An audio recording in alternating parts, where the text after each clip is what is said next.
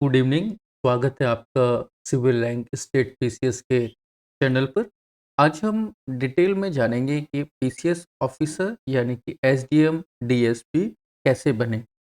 Complete detail आपके साथ में साझा करेंगे और हम डिस्कस करेंगे कि किस तरह से प्रक्रिया है, एक कंप्लीट प्रोसेस क्या है जिससे कि आप अपने सपनों को साकार कर सकें। तो आप बने रहिए और चलिए विस्तार से समझते हैं। उत्तर प्रदेश में एसडीएम यानी कि यूपी में एसडीएम और डीएसपी कैसे बने, कंप्लीट गाइडेंस इन हिंदी। तो सबसे पहले विस्तार से समझते हैं कि पद का परिचय क्या है, यानी कि अबाउट द पोस्ट। जो आपका पद है, पद का मतलब जैसे डीएसपी का पद है डीएसपी, उसी प्रकार से जो है एसडीएम का पद है एसडीएम, उसी प्रकार से बीडीओ का पद पद होता है बीडीओ, और उसी तरह से आरटीओ का भी पद होता है। ये सारे पद जो है किस तरह से मिलते हैं।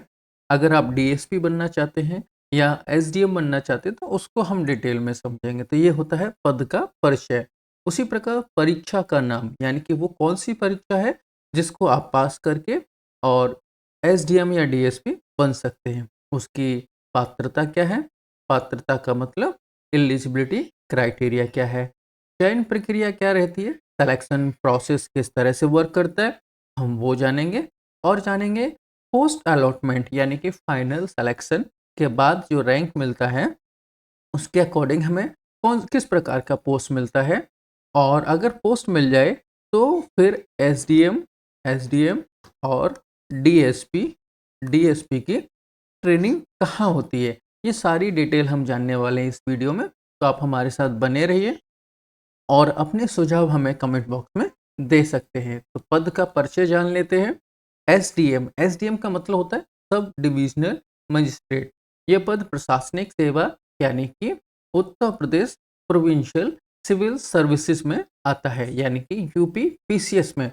तो यहाँ आपको एक बात क्लियर होगी कि अगर आपको एसडीएम बनना है तो पीसीएस बनना पड़ेगा, यानी कि पीसीएस का एग्ज़ाम देना पड़ेगा। उसी प्रकार अगर आपको डीएसपी बनना है, डीएसपी का मतलब होता है डिप्टी सुप्रीडेंट ऑफ पुलिस।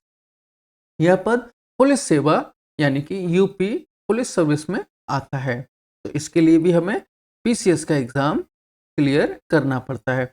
दोनों ही पद प्रतिष्ठित और उत्तर प्रदेश लोक सेवा आयोग या लोक सेवा आयोग का मतलब यूपी पीएससी, दोनों में फ़र्क है। देखो, एक होता है यूपी पीएससी, ये आयोग है, एक होता है यूपी पीसीएस, ये एक एग्ज़ाम है जो प्रोविंशियल सिविल सर्विसेज कहलाता है।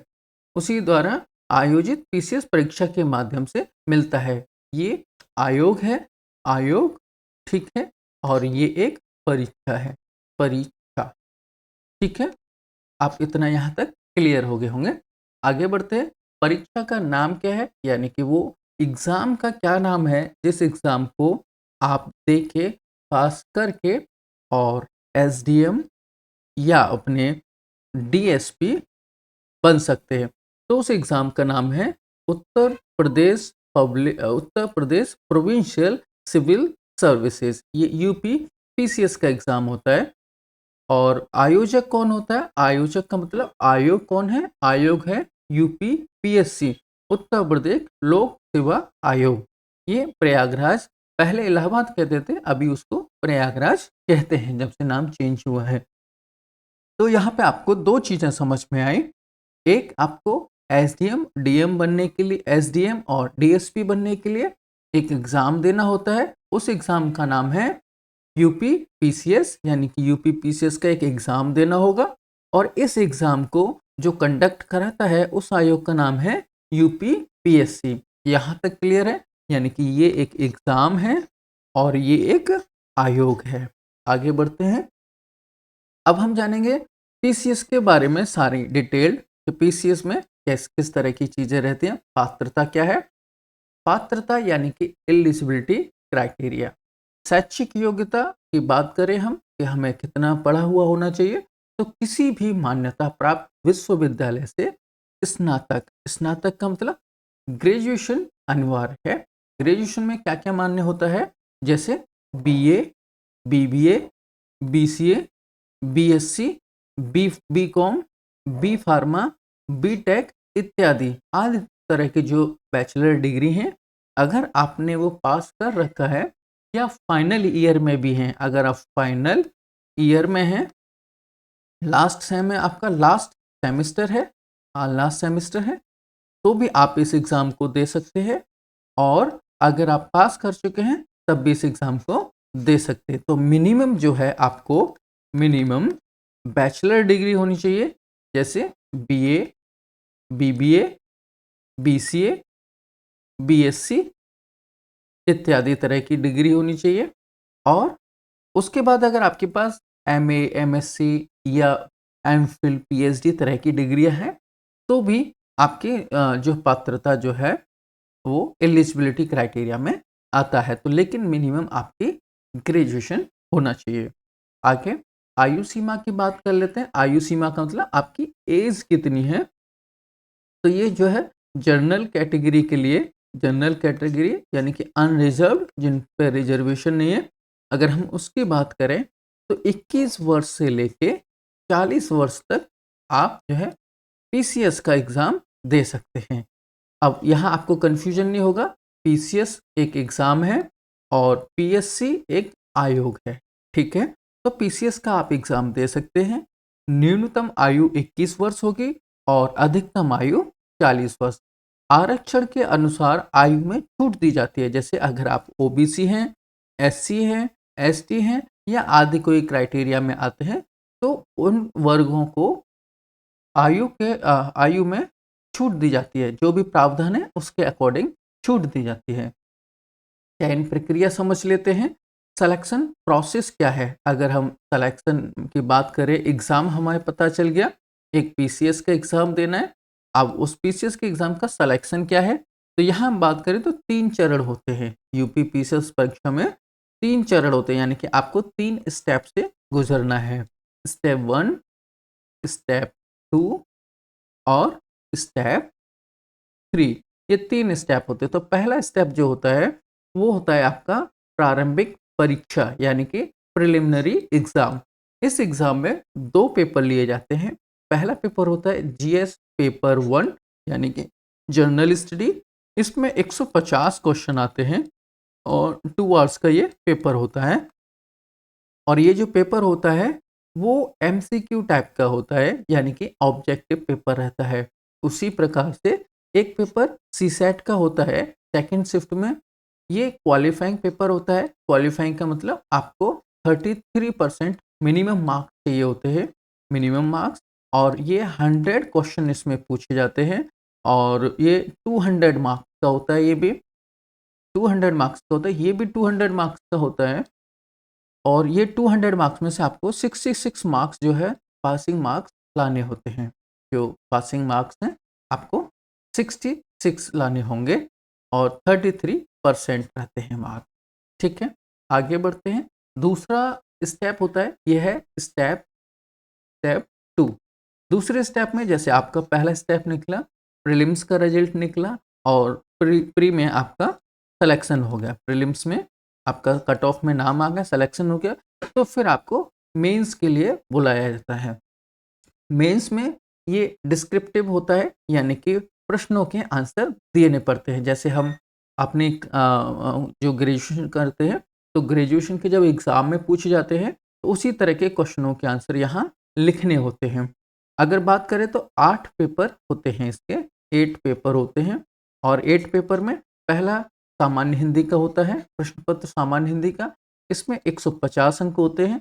दूसरा पेपर निबंध का होता है जिसमें 150 अंक होते हैं। उसके बाद में जो बाकी के तीसरा, जैसे जीएस के 4 पेपर होते हैं, जीएस पेपर 1, 2, 3 एंड 4, यानी कि 2 पेपर तो ये हो गए, 4 पेपर ये हो गए, 6 पेपर। फिर आपको यूपी स्पेशल से 2 पेपर देने पड़ते हैं, यूपी स्पेशल। अब यूपी स्पेशल में क्या होता है, UP special GS paper 1, UP special GS paper 2, और ये भी 2-200 मार्क्स के होते हैं दोनों पेपर, 2-200 मार्क्स के। यानी कि अगर हम बात करें total, 1 paper, 2 paper, 3 paper, 4 paper, 5 paper, 6 paper, 7 paper और 8 पेपर। ये 8 पेपर आपको देने होते हैं। उसके बाद में जब आपका मेंस का रिज़ल्ट आता है और मेंस के रिज़ल्ट में आपका जब सिलेक्शन हो जाता है तो प्रोसेस आता है साक्षात्कार का, यानी कि इंटरव्यू प्रोसेस, पर्सनैलिटी टेस्ट। अब इसमें क्या होता है, इस चरण में उम्मीदवार की व्यक्तिगत, आपकी पर्सनल, प्रशासनिक समझ और सामान्य ज्ञान का मूल्यांकन किया जाता है। एग्ज़ाम जब आप इंटरव्यू देने जाते हैं उससे पहले इस तरह के फॉर्म फिल करने होते हैं। ये आप देख रहे हैं, ये वहीं का सीन है, आयोग का ही है, प्रयागराज का। तो वहाँ पे क्या होता है, पहले आपको ये कुछ डिटेल फिल करनी पड़ती है और उसके बाद में वेट करना पड़ता है, तब बोर्ड आपका इंटरव्यू लेता है। जब आपका इंटरव्यू हो जाता है, पर्सनैलिटी टेस्ट हो जाता है, अगला आता है आपका step post allotment. Post allotment का मतलब जैसे आपका रैंक 1 आया, 2 आया, 3 आया, 4 आया, तो रैंक जो आता है, रैंक के अकॉर्डिंग पोस्ट अलॉटमेंट होता है। रैंक कैसे बनता है? फाइनल मेरिट लिस्ट मेंस की प्लस इंटरव्यू मार्क्स, यानी कि जो प्रीलिम्स आपने दिया था, जो प्रीलिम्स आपने दिया था, प्रीलिम्स के सिर्फ मार्क्स आपको मेंस में पहुँचाते हैं, लेकिन मेंस और वो रैंक में कैलकुलेट नहीं किए जाते। रैंक में जो कैलकुलेट किए जाते हैं वो मेंस के मार्क्स प्लस इंटरव्यू के मार्क्स, ये 2 जो मार्क्स होते हैं यही आपको ऐड किए जाते हैं। जो टॉप रैंक वाले होते हैं उनको एसडीएम या उनके इंटरेस्ट के अकॉर्डिंग एसडीएम या डीएसपी चुनने की आज़ादी होती है। ये ग्रुप ए की पोजीशन होती है। इसके बाद भी बहुत सारी पोजीशन होते हैं, जैसे एआरटीओ, बीडीओ, डीएसओ, ईटीओ, नायब तहसीलदार। अगर हम बात करें तो लगभग 25 पोजीशन, यानी कि 25 ऐसी पोस्ट होती हैं जो एक ग्रुप की होती हैं, जो अलॉट की जाती हैं रैंक के अकॉर्डिंग। इसके बाद में अगर हम प्रशिक्षण की बात करें, उससे पहले आपसे एक छोटी-सी रिक्वेस्ट है। अभी हमारा सिविल रैंक स्टेट पीसीएस परिवार का ये जो चैनल है, अभी बहुत छोटा चैनल है। हम लगभग 30 से 35 सब्सक्राइबर होंगे लगभग, ये घटते-बढ़ते रहते हैं। तो हमारी आपसे रिक्वेस्ट है, प्लीज़ चैनल को सब्सक्राइब करें। एक इस वीडियो को लाइक और शेयर कर दें। लाइक तो कर ही दें, शेयर करें या ना करें वो अलग बात है, लेकिन आपके हाथ में लाइक कर सकते हैं और इसको जो है आप चैनल को सब्सक्राइब कर लीजिए। अगर कोई आपका भाई-बहन जो छोटा या बड़ा भाई-बहन पीसीएस की तैयारी करना चाहता है, पीसीएस की तैयारी करना चाहता है, तो उसके लिए ये वीडियो बहुत ही महत्वपूर्ण हो जाती है। तो आप ये वीडियो उसको फिर शेयर कर सकते हैं। हम आने वाले कुछ वीडियो में इम्पोर्टेंट बुक लिस्ट बताएँगे, इम्पोर्टेंट बुक लिस्ट बताएँगे कि किस तरह की बुक्स और कौन-सी बुक्स पढ़ के आप प्रीलिम्स और मेंस दोनों क्लियर कर सकते हैं। उसके बाद में आपको टाइम टेबल भी बताएँगे, टाइम टेबल भी हम कराएँगे और आपकी जो सब्जेक्ट होती हैं, जो मेन सब्जेक्ट हैं, मेन जो सब्जेक्ट हैं जिनसे प्रीलिम्स में और मेंस में क्वेश्चन बनते हैं, जैसे पॉलिटी है और हिस्ट्री है, ज्योग्राफी है और साइंस है। ये इन पे कंप्लीट कोर्स हम लेके आने वाले हैं, वो भी 100% फ्री रहेगा। तो आपसे रिक्वेस्ट है कि आप चैनल को सब्सक्राइब कर लीजिए, लाइक कर दीजिए, शेयर कर दीजिए और हाँ, अगर आपका कोई छोटा भाई-बहन या आप किसी भी प्रकार के और कोई क्वेश्चन है, तो आप हमारे कमेंट बॉक्स में लिख सकते हैं। अब हम ट्रेनिंग की बात करें, तो जो यूपीएससी क्लियर करके जाते हैं, जो यूपीएससी जो क्लियर करते हैं और टॉप रैंक जो होते हैं, उनकी ट्रेनिंग होती है लवासना में। लेकिन एसडीएम की ट्रेनिंग लवासना में नहीं होती। एसडीएम की जो ट्रेनिंग होती है, वो उत्तर प्रदेश एडमिनिस्ट्रेटिव एकेडमी लखनऊ में होती है। उसी तरह से जो डीएसपी की ट्रेनिंग है, वो पुलिस ट्रेनिंग कॉलेज मुरादाबाद या लखनऊ, अभी मुरादाबाद में ही होती है। एक बार देख लेते हैं। ये देखो, ये एसडीएम की ट्रेनिंग का ट्रेनिंग सेंटर का फ़ोटो है। एसडीएम ये लखनऊ में, ठीक है? और ये मुरादाबाद का है पुलिस एकेडमी का, तो ये डीएसपी की ट्रेनिंग यहाँ पे होती है। ये दोनों ट्रेनिंग सेंटर हैं।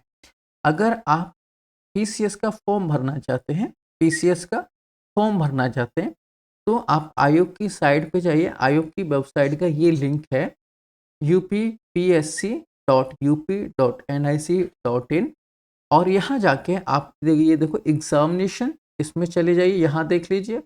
रिक्रूटमेंट भी चेक कर सकते हैं और ये नोटिस आते हैं, ये चेक कर सकते हैं। आपको एक चीज़ बता दूँ, फॉर्म भरने से पहले आपको ओटीआर कंप्लीट करना पड़ता है, तो आप समय से ओटीआर को भी कंप्लीट कर लें, जिससे कि आप एग्ज़ाम में ईज़िली अप्लाई कर सकें और एग्ज़ाम दे सकें। एग्ज़ाम में लगभग 5 से 6 लाख स्टूडेंट्स बैठते हैं, जो एग्ज़ाम देते हैं।